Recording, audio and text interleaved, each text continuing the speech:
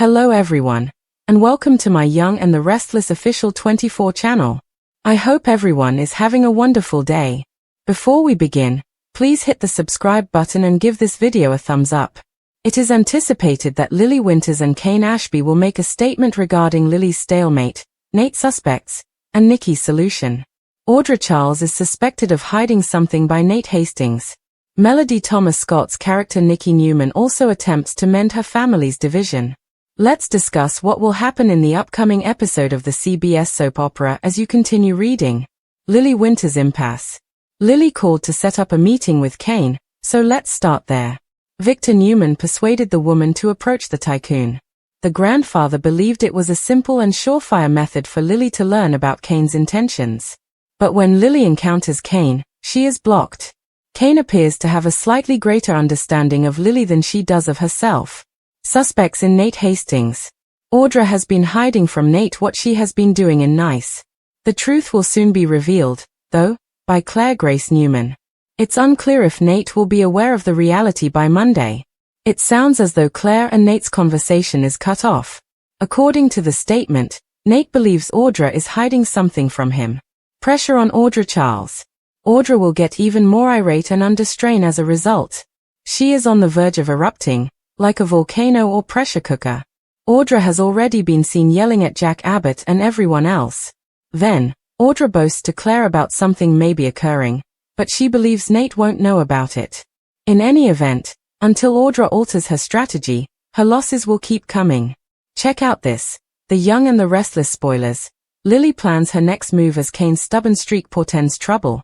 Nikki, on the other hand, is committed to bringing Claire and Victor together. But that won't be simple at all. Claire believes her granddad has completely betrayed her.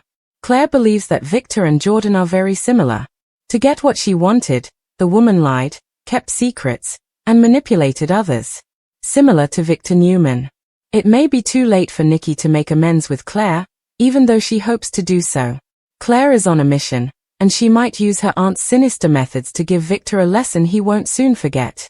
It is anticipated that Lily Winters and Kane Ashby will make a statement regarding Lily's stalemate, Nate's suspicions, and Nikki's attempt at a solution, and this episode feels like one of those pivotal turning points in Genoa City where threads begin to collide and the past bleeds into the present with messy consequences, because Lily Winters, who has always prided herself on her ability to see through people and make decisive choices, suddenly finds herself at an impasse, a deadlock that feels heavier than the corporate battles she has fought and the romantic heartbreak she has endured, for this time she is dealing with a deeply personal matter wrapped inside a strategic one, as Victor Newman himself pushed her to confront Kane Ashby directly, persuading her that it would be the most straightforward way to get clarity, because Victor, always the calculating patriarch, knows that sometimes the most direct confrontation yields the most telling answers, yet when Lily sits across from Kane, she finds herself unsettled, as though every question she has carefully prepared in her mind evaporates under the intensity of his gaze,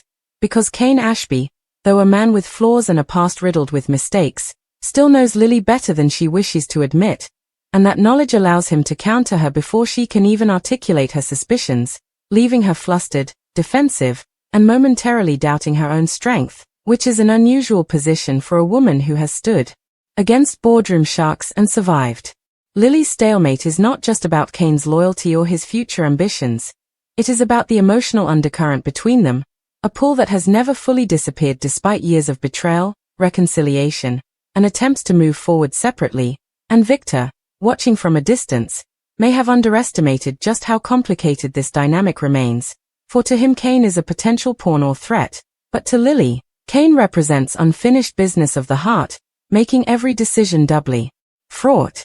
Meanwhile, Nate Hastings finds himself in a position he despises, doubting the woman closest to him. Nate has always been a man of science, of rational analysis, someone who thrives on diagnosing problems and seeking evidence, but when it comes to relationships, he struggles to balance instinct with trust, and right now his instincts scream that Audra Charles is hiding something monumental. According to the spoilers for Monday, August 18th, Nate grows increasingly certain that Audra's recent time away in Nice was not simply a business trip or leisure escape, but rather a cover for something darker, something connected to the shifting power plays in Genoa City. His suspicion is only amplified when Claire Grace Newman drops hints that she knows far more than she is willing to outright reveal, creating tension between herself and Nate as their conversation about Audra feels interrupted, stilted, as if some unseen hand is preventing them from reaching the truth, which may in fact be exactly what Audra is counting on. Nate voices his concern carefully, but there is a sharp edge beneath his calm demeanor. He doesn't want to accuse Audra outright without evidence, but he cannot shake the feeling that the woman he has aligned himself with is already betraying him in ways he has yet to confirm. Audra Charles, of course, thrives in these kinds of tense situations, but even for her the pressure is mounting to an unbearable degree. She is like a volcano primed to erupt, a pressure cooker with steam seeping through the cracks, because she has built her empire on manipulation, seduction, and calculated risks, but this time the stakes feel higher, and the walls are closing in faster than she can bulldoze them down. Audra lashes out more frequently now, raising her voice at Jack Abbott, dismissing Claire with smug arrogance, and clinging to bravado in conversations with Nate, but behind that facade is a woman who is losing control, who feels the foundation of her schemes crumbling beneath her feet. Her recent boast to Claire, in which she smugly suggested that something maybe occurred during her time away but insisted Nate would remain oblivious, only highlights her growing recklessness, for in her attempt to appear untouchable, she inadvertently reveals that she is far more nervous than she pretends. Genoa City has seen many players rise and fall, and Audra knows that one wrong move could expose her, yet she cannot seem to stop herself from pushing the limits, testing the patience of those around her, and daring fate to catch her. Unless she recalibrates quickly, unless she finds a way to turn suspicion back on others, she risks losing everything she has fought to claim. And then there is Nikki Newman, who, unlike Audra, is not scheming for personal gain but rather striving desperately to heal the fractures in her family, a task that may be more impossible than she cares to admit. Nikki has weathered her share of storms as Victor's wife, confidant, and sometimes adversary, but nothing pains her more than seeing their children and grandchildren divided, their relationships poisoned by secrets and betrayal. At this moment, her focus is Claire Grace Newman, a young woman scarred by manipulation and trauma, who feels irreparably betrayed by Victor himself. Nikki's heart aches as she watches Claire's anger harden into resolve, for Claire has convinced herself that Victor is no better than Jordan, the very woman who warped her childhood, because in her eyes, Victor too lies, manipulates, and treats people as pawns to achieve his ends. The comparison stings Nikki deeply, for she knows the truth of Victor's methods, but she also knows his heart, and she refuses to let Claire's perception destroy the possibility of reconciliation. Still, Nikki cannot ignore the possibility that it may already be too late. Claire's bitterness runs deep, and she is no longer the timid victim of Jordan's abuse but a woman determined to seize control of her destiny, even if it means adopting her aunt's sinister methods. There is a fire in Claire now, a mission that seems unshakable, and Nikki fears that her granddaughter may be plotting to teach Victor a lesson so cruel that it will reverberate through the entire Newman family. The weight of this possibility haunts Nikki as she strategizes her next move, trying to balance compassion with urgency, for she knows that if she cannot reach Claire soon, if she cannot break through the walls of anger and mistrust, then not only will Claire turn her back on Victor forever, but she may also take actions that none of them can undo. In this intricate tapestry of conflicts and suspicions, the common thread is tension: Lily battling against her unresolved feelings for Kane while trying to project strength, Nate questioning whether the woman he trusts is already orchestrating his downfall, Audra cracking under the weight of her own duplicity, and Nikki fighting to pull her family back from the brink before generational scars deepen beyond repair. Every character is standing at a crossroads, their choices threatening to ignite conflicts that will not only change their own fates but ripple across Genoa City, altering alliances, dismantling relationships, and forcing everyone to confront truths they have tried to bury. What makes this episode so compelling is not just the individual drama but the way these stories collide. Lily's stalemate with Kane may influence Victor's larger game. Nate's suspicion of Audra may expose secrets that connect back to Newman Enterprises, and Nikki's quest to heal her family may inadvertently escalate the very war she hopes to prevent. As always in The Young and the Restless, every decision carries weight, every secret is a ticking time bomb, and every character is one revelation away from having their world upended. Lily Winter's impasse grows heavier as the minutes of her meeting with Kane Ashby tick by, for what began as a simple confrontation orchestrated by Victor has spiraled into an emotional tug-of-war she cannot easily navigate, and though Kane's demeanor appears calm, There is a sharp intelligence behind his eyes that keeps her off balance, as if he is playing chess with her every word, countering her moves before she even makes them, forcing her into silence more than once. It is humiliating for Lily, who prides herself on being composed and quick-witted, and yet here she sits, tongue-tied in the face of a man who should no longer have such power over her, but does. Kane subtly reminds her of their shared history, the victories and heartbreaks, weaving personal nostalgia into a professional discussion in ways that blur boundaries, leaving Lily struggling to discern whether he is manipulating her with intention or whether he genuinely cannot separate business from lingering affection. What makes the stalemate all the more torturous is that Victor, in his wisdom, anticipated this exact outcome. He knew Kane could disarm Lily more effectively than any corporate rival, and he wanted to see how she handled the pressure, but Victor underestimated the depth of the connection between them, which complicates Lily's ability to make a clean, decisive move. She came prepared to demand answers about Kane's future ambitions, about his rumored alignments, but instead she finds herself distracted by the way his voice softens when he speaks her name, the flicker of vulnerability in his eyes when he reminds her of their children, and the way his smile, though faint, still has the ability to stir emotions she buried long ago. Lily hates herself for faltering, yet she cannot deny the truth. Kane knows her far better than she knows herself, and this battle is as much about resisting her own heart as it is about securing her position in Victor's empire. While Lily struggles against her past, Nate Hastings is waging a quieter but equally grueling war of suspicion against Audra Charles, and every conversation with her feels like walking through a maze designed to keep him disoriented. Nate listens closely to her explanations about her time in Nice, parsing each word for inconsistencies, and while she insists her trip was business-driven, networking and deal-making to strengthen her position, his instincts scream that there is more beneath the surface. His training as a doctor compels him to read body language and subtle tells. He notices the way her eyes flicker when he asks direct questions, the slight tightening of her jaw when Claire's name is mentioned, the defensive tone that slips through even when she tries to sound casual. What unsettles Nate most is that Audra is not just lying by omission, she is constructing an entire facade, layering truth with half-truths and outright fiction, a tactic that makes it nearly impossible to separate reality from invention.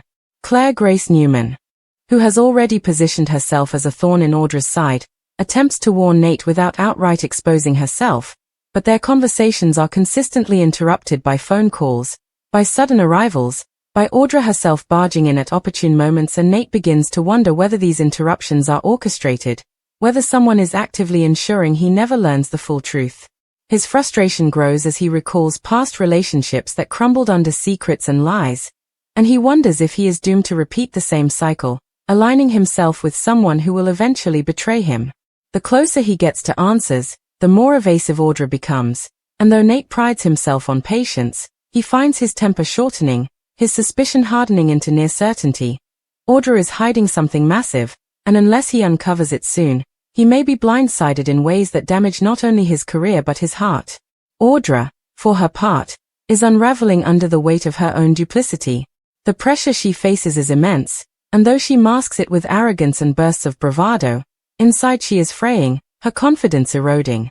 She has always thrived in chaos, but this particular storm feels unmanageable, because too many eyes are on her, too many enemies are circling. Jack Abbott's disapproval lingers like a shadow, Claire's constant needling chips away at her composure, and Nate's growing suspicion gnaws at the foundation of their relationship. Audra lashes out in increasingly reckless ways, snapping at colleagues, issuing ultimatums, even boasting about secrets she should never have voiced. Each outburst a symptom of her spiraling fear. The boast she made to Claire about something maybe occurring in Nice was less a display of control and more a desperate attempt to reassert dominance, to convince herself that she still held the upper hand, but in truth it only highlighted her vulnerability, because boasting about secrets is never a sign of strength, it is a sign of panic.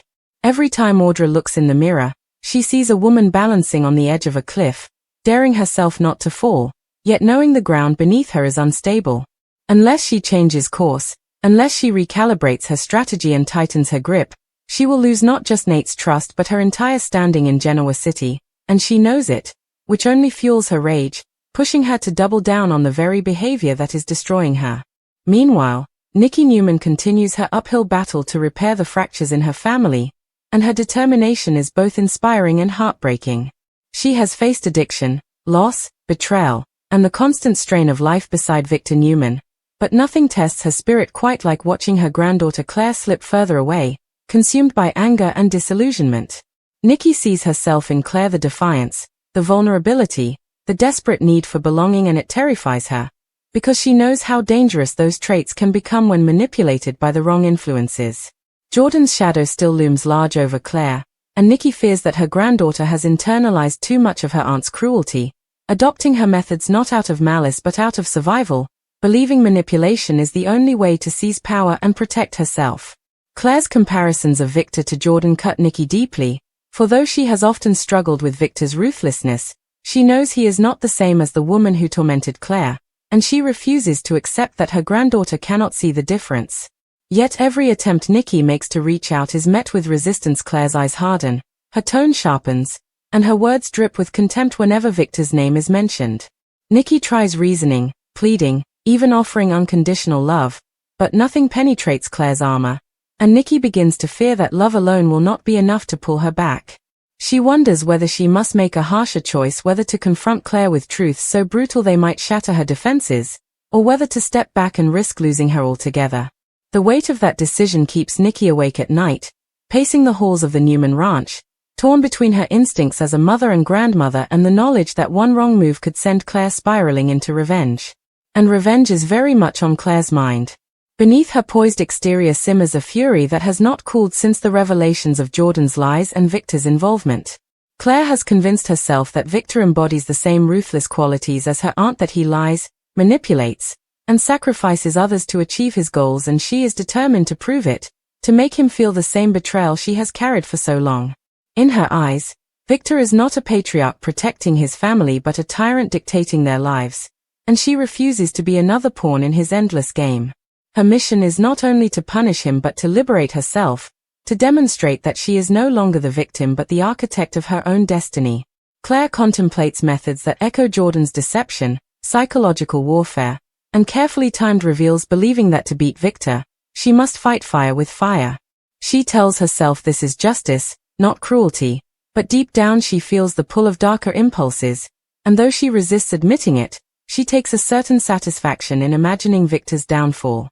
Nikki senses this, senses the danger simmering beneath her granddaughter's calm exterior, and it terrifies her, because she knows all too well how easy it is to step onto that path and how hard it is to step back once vengeance becomes the driving force of one's life.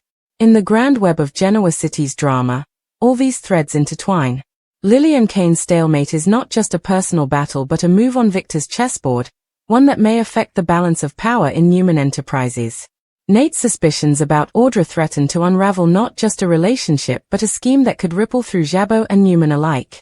Audra's mounting pressure could cause her to lash out in ways that trigger wars across multiple families. Nikki's desperate attempt to heal Claire may inadvertently escalate the very conflict she hopes to avoid, pushing her granddaughter further into a battle against Victor. And Victor himself, though not the focus of every scene, looms over them all, his influence undeniable, his methods questioned, his legacy at stake. The beauty of Genoa City's stories lies in this interconnectedness. Every decision affects another, every secret casts a shadow that touches lives beyond the one who hides it. It becomes increasingly clear that none of these characters can escape the consequences of their choices. They are bound together in a web of love, betrayal, suspicion, and ambition, a web that tightens with every passing moment, promising explosive revelations that will shake their world to its core. Victor Newman, ever the master strategist, sits at the center of this storm with his usual calm, but even he cannot deny that the pieces are shifting faster than he anticipated, and though his outward demeanor projects control, his mind is racing with calculations, weighing every possible outcome, every reaction, and every risk, because for all his experience, Victor knows that even the best-laid plans can be upended by emotion, and right now emotion is clouding the judgment of nearly everyone involved. He expected Lily to press Kane, to corner him into revealing his loyalties, but what he witnessed instead was a woman undone by old wounds and a man clever enough to exploit them, leaving Victor with more questions than answers about whether Kane can be trusted or whether Lily herself will compromise under pressure. He knows Nate's suspicion of Audra could be an asset exposing weaknesses in her carefully crafted persona, but he also recognizes that Nate, when pushed too far, can be reckless, acting on instinct rather than strategy, and one rash confrontation could destroy months of maneuvering.